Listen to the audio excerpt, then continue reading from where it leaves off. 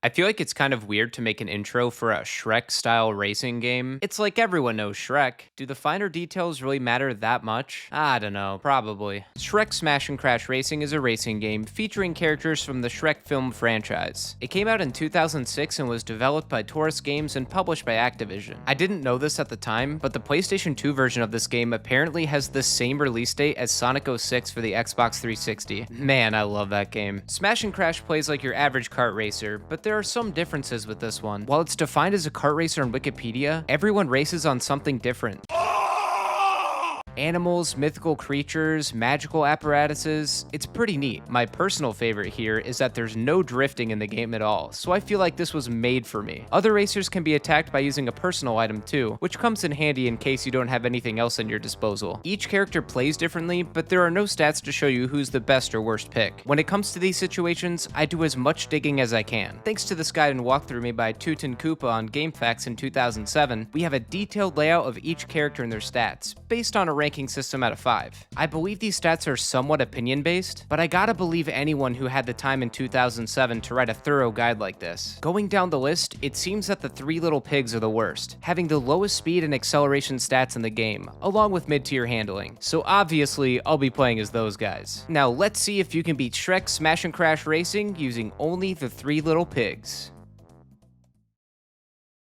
The main game is played through the tournament mode, so I'll be completing that for this challenge by getting first place in every cup. Also, since this game isn't very long, if I get anything less than first at the end of a cup, I'll reset and start again from the very beginning. Right off the rip, we got an issue. These guys need to be unlocked, and it's not an early unlock either. You have to play through the entire tournament mode and halfway through the mirrored mode to do it. I can never wrap my head around why bad characters are given to you as a reward in some of these games. So while Past Me works on that, I'll take some time to talk a little bit about the game and how it's played. The tournament mode puts you through each of the game's cups, all in a row. Literally, the game doesn't stop unless you quit or beat it. I'm pretty sure you can stop mid-playthrough and revisit it with a save though. There are 4 cups in total with 3 tracks each. Each track is inspired by areas from the Shrek movies. The lap count also varies by how long or short the track is, like in the Snowboard Kids games. Items are accessed by passing through barrels. The jack-o'-lanterns are bombs you put on the ground and will explode if you touch them. Beanstalks grow in the ground and become an obstacle in your path. Lord Farquaad in a box replaces Jack and his head swings around, which will spin you out if you hit it. The goose is just a goose to someone like me who doesn't know the Shrek lore that well. You throw it and it hits the racer ahead of you. The frog balloon shoots all over the track before hitting its target. The garden gnome is another item that gets thrown, only this time, if you're not close enough to your target, the attack will miss. Magic frost causes everyone but you to be frozen in ice for a few seconds, but you can break free if you collide with something. I don't think button mashing helps you break out sooner though.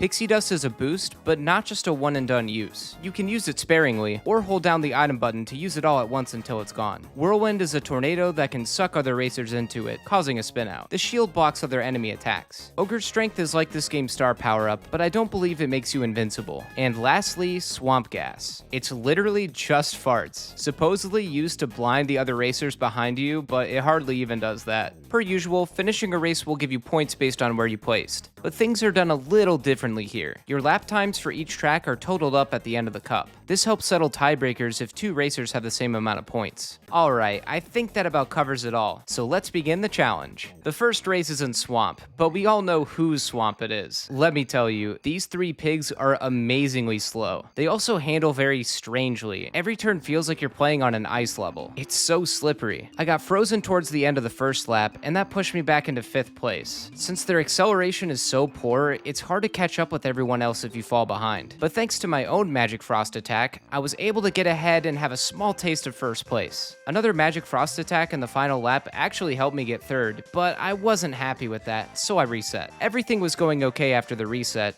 until this happened. What happened? Wait, did I skip?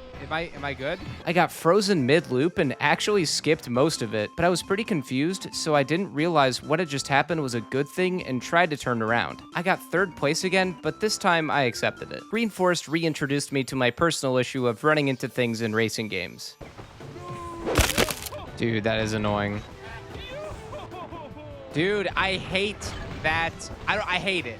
You know what? I have no words. I hate it. Even though I'm the one in control, I'm still gonna blame the pigs for their slippery turning. The last lap, I was neck and neck with Thelonious, until hitting the side of this tree tunnel killed my speed and put me in second. It was a very tight race though. Last race in this cup is Haunted Woods. This is a shorter track that has 5 laps instead of 3. This track also has pixie dust boosts around to help you stay ahead, but it also has these haunted trees that'll hit you and cause you to spin out if you get too close. Thankfully, the tree is right by 2 boosts, so you can recover quickly. I was in first until I fell a bit behind in the 3rd lap, but Thelonious hit a wall and Red Riding Hood fell out of bounds, so that put me right back up. I pretty much bombed in the final lap, but ended up finishing the cup with the most points and got first. I love this cheap shovelware game fanfare you get at the end. The second cup takes place in Far, Far Away, with the first track being in the suburbs. I was still having difficulty turning with these guys. The suburbs also have guards that can run up and attack you if you get too close to them. Okay. But these guys always seem to catch you more often than not. For the Empire! And of course, you know I gotta mention Mongo, the wonderful giant gingerbread man walking around. Mongo won't attack you, but will cause a spin out if you hit him. With Pixie Dust, I widen the gap between me and the other racers in the 3rd lap. As you know though, silly little oopsies always know how to find me in the end. Oh my god! You are kidding me! You are kidding me! There's no way that's happened. Leaving the suburbs, we're now in the downtown area. This track has more guards and more crap for me to run into. A lot of various things kept pushing me back here. Okay. Despite all that, a first place finish was waiting for me in the last lap, and all I had to do was not mess up for literally no reason at all. You stupid. No.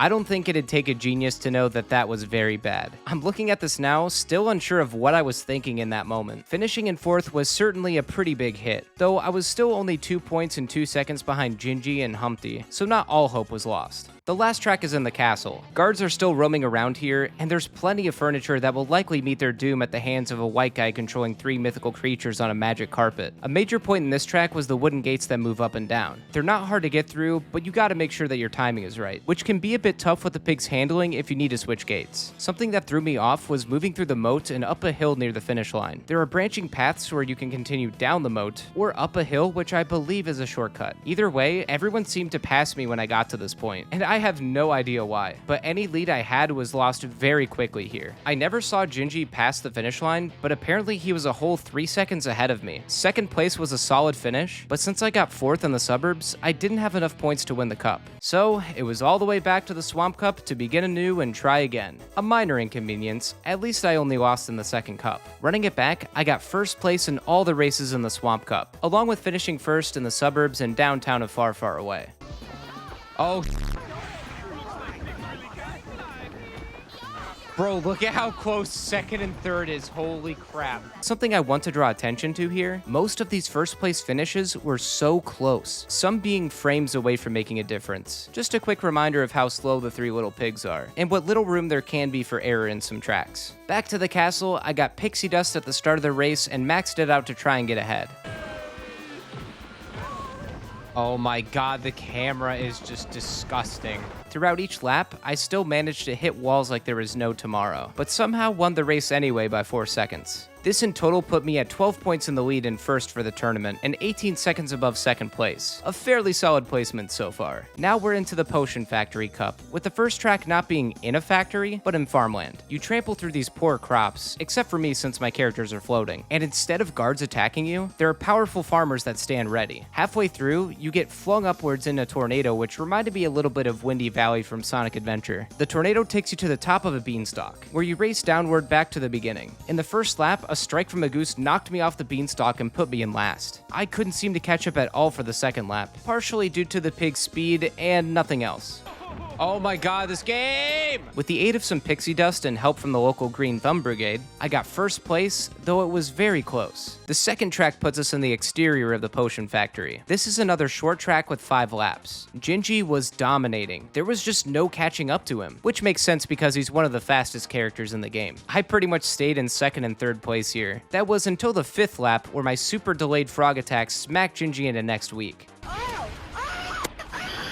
Like his complete dominance of this race died with that amphibian annihilation. We get invited into the interior of the potion factory for the last track. I was leading the race early on until I just wasn't. Then I fell off the track into these wooden spinning cogs, which of course put me back even more. Something was going on here though. Each time it seemed like I was getting ahead, I'd end up randomly dropping by a place or two. Like these guys are slow, but it was starting to get a little ridiculous. It was only in the last lap where I realized that each time the track branched off into two paths, I should have been taking the right side instead of the left. The right side is just a much shorter path and has a boost too. I couldn't really tell you why I didn't give it a shot up until the end. I'll blame it on my brain being on autopilot. I wish I had done this earlier though, because I placed third in the race. What's crazy about this third place finish is that it tied my points with Red Riding Hood, despite having placed first in the last two races. This left it up to the total track times for a tiebreaker, which was a difference of 2 seconds. If I made one more mistake, a trip out of bounds, or a bump on the wall, this would have been over. By the skin of my teeth, I made it to the final cup of the tournament, the Dragon Cup. It starts off at Mountain Pass, which is also sort of like this game's ice level, though every level feels like the ice level with the pigs. This combination didn't mix well, and I was floundering. I was also finding myself getting hit by items from other racers a lot more than usual on this track. This was my worst performance in the tournament so far. 4th place while being 10 seconds behind. This was a devastating hit. Being that far behind could easily cause a reset. A loss wasn't guaranteed just yet, but it was certainly not out of the question. Top spots on the next two races could still ensure victory. Dragon's Castle was next in line. There's a boost at the beginning of the race, and I made the mistake of mixing that with one I got from a barrel.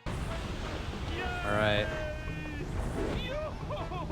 Why does the game just let this happen to you? This level also had plenty of open spaces for you to fall off into the lava. Truly a near end of the game kind of track. I got first place here, which was a huge relief, but I was ever so slightly behind Humpty. The last race in Dragon's Lair would decide it all. Of course, I was at the top of my game. Off.